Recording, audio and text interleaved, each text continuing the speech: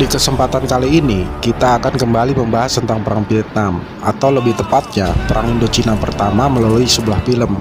Dan film ini menceritakan pasukan Prancis lengkap dengan peralatan tempurnya telah dihancurkan oleh pasukan Revolusi Komunis Vietnam atau Viet Minh.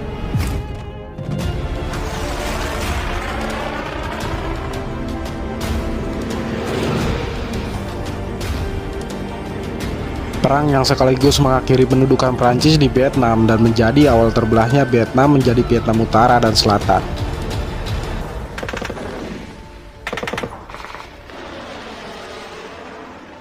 Di sini kita gak akan menemukan aksi heroik bak pahlawan seperti di film-film buatan Hollywood, melainkan bagaimana mereka menderita digempur pasukan komunis Vietnam selama 2 bulan berturut-turut.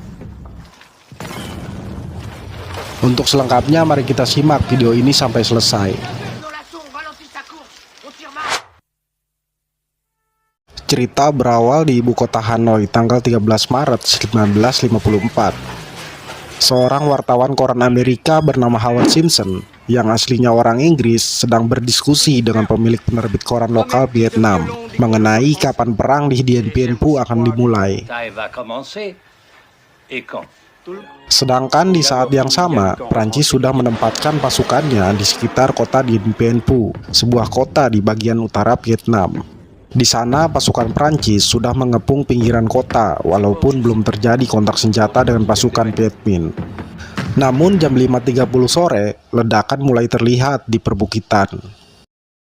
Kembali ke Howard Simpson yang kali ini sedang mengunjungi bandar opium dan mengatakan kepadanya jika ia sudah menaruh taruhan pada bandar judi bahwa pertempuran di Dien Bien Phu akan dimulai besok pagi.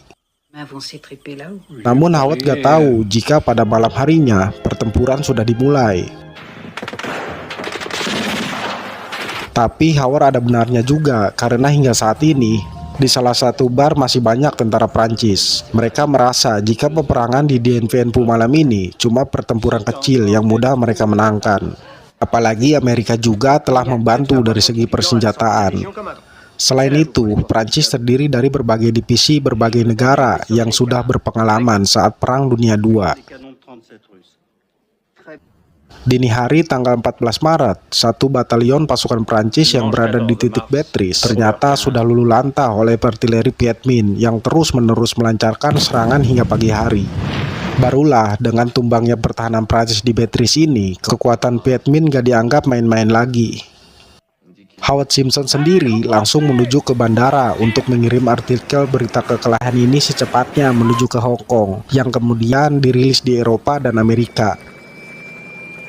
Namun sampai siang hari, kedua kubu ini terus saling melancarkan serangan artilerinya. Sedangkan di area Dien Bien Phu, Prancis berniat membalas dengan mengerahkan batalion bantuan pasukan asli pribumi Vietnam binaan Prancis.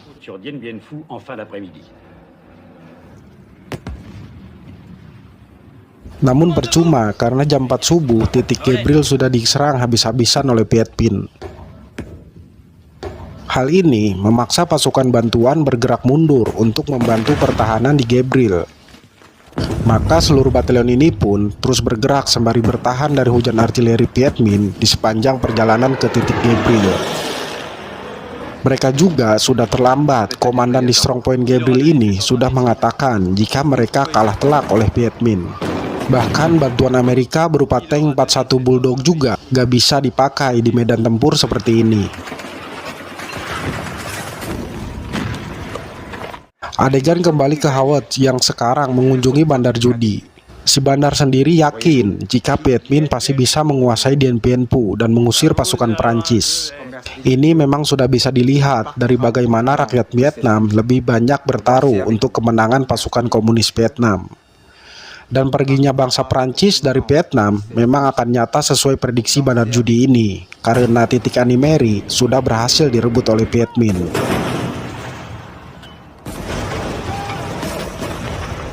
Pagi hari tanggal 16 Maret, Hanoi masih terlihat lenggang, meskipun ada kabar tentang kecepatan pasukan komunis Vietnam yang terus merangsek dari utara. Howard pun mendengar banyak isu kurang baik mengenai para perwira Prancis yang memutuskan bunuh diri karena gagal membendung Viet Minh. Gak mau dia mencari sumber berita, Howard pun pergi menumpangi beca langganannya untuk menuju ke sebuah kafe dan berbincang dengan seorang serdadu bagian pemberitaan perang. Dari sinilah ia mendengar informasi jika pasukan Prancis divisi ke-6 sedang memperkuat pertahanan di kota Dien Bien Phu. Lalu ia pun menuju ke pangkalan udara untuk menemui kapten bernama Jegu. Kapten Jegu ngasih tahu Howard Simpson jika Prancis masih punya kekuatan dan akan segera membalas serangan Viet Minh.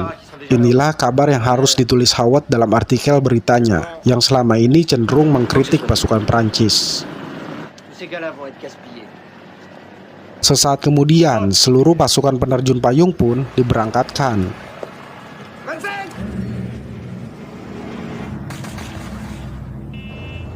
Dengan menembus kabut ini, barisan Kapten Jegu pun diturunkan di titik HG7 untuk bertempur.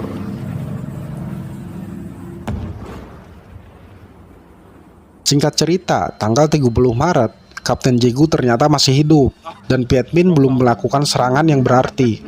Meski kedua belah pihak saling menembakkan artileri jarak jauh yang terus berlangsung. Bedanya di hari ini, serangan artileri Viet Minh lebih gencar hingga menghancurkan titik HG7.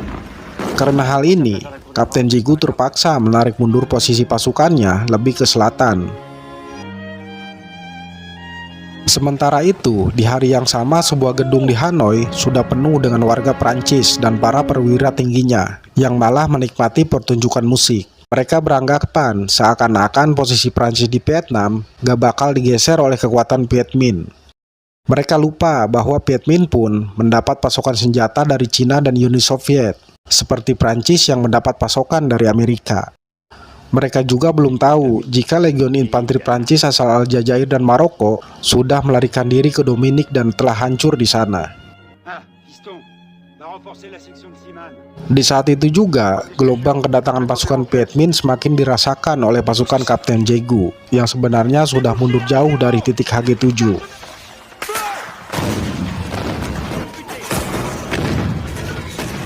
Kali ini ia hanya mengandalkan ranjau darat untuk membendung pasukan Viet Minh sementara waktu.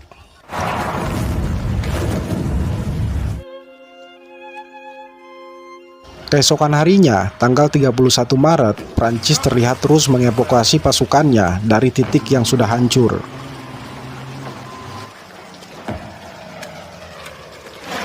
Namun siang hari jam 10.30, Prancis menyerang balik untuk merebut titik Eliane.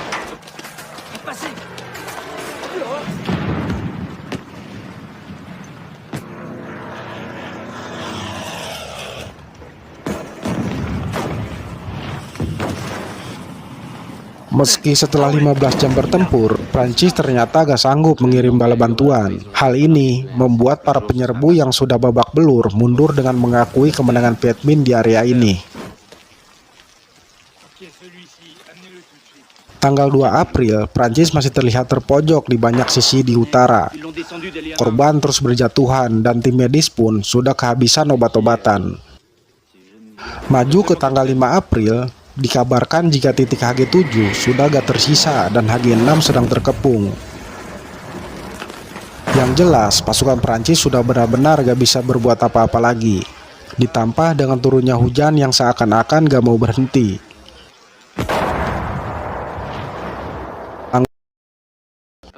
Markas pusat mengabari di semua titik jika pasukan bala bantuan gak bisa dikirim lagi. Para komandan Prancis itu menyarankan untuk kabur atau meneruskan perang sekendak hati mereka.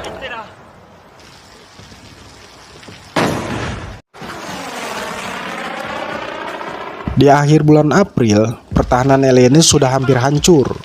Prancis sudah mengerahkan semua pasukan cadangannya. Bukit demi bukit sudah dibanjiri oleh pasukan Viet Minh.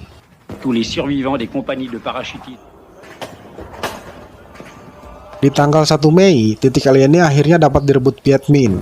Hal ini membuat pihak Prancis memanggil pasukannya yang sudah terluka untuk kembali ke medan tempur. Mereka berusaha mati-matian untuk merebut kembali titik ini.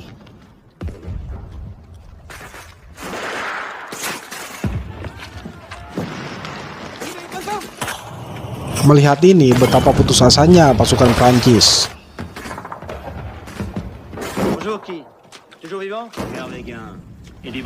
Tanggal 5 Mei, pasukan terjun payung terakhir Prancis pun dikerahkan. Terlihat juga Howard Simpson berada di pangkalan ini yang terus mengamati untuk mencari informasi. Dan pada tanggal 6 Mei, seluruh titik pertahanan ini sekali lagi direbut oleh Viet Minh. Gak ada lagi yang bisa dilakukan oleh para pasukan Prancis.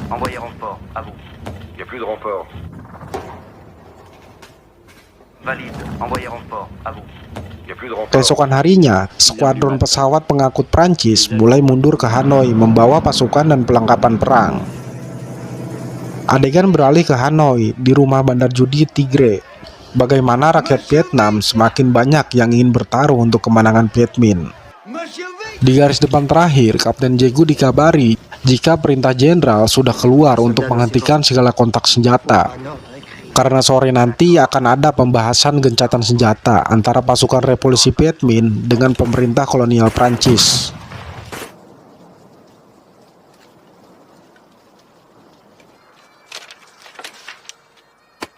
Dengan tersiarnya kabar sang jenderal ini, pasukan Viet Minh benar-benar merangsek masuk tanpa perlawanan dari berbagai arah perbukitan. Inilah jumlah mereka yang sebenarnya yang akan dihadapi jika Prancis tetap nekat bertahan dan bertempur.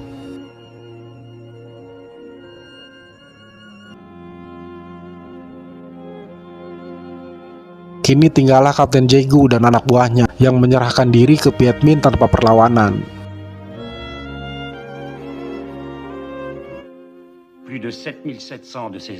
Dan sesuai catatan sejarahnya, pada bulan Juli 1954, tinggi Viet Minh dengan Prancis bertemu di konferensi Jenewa, Swiss.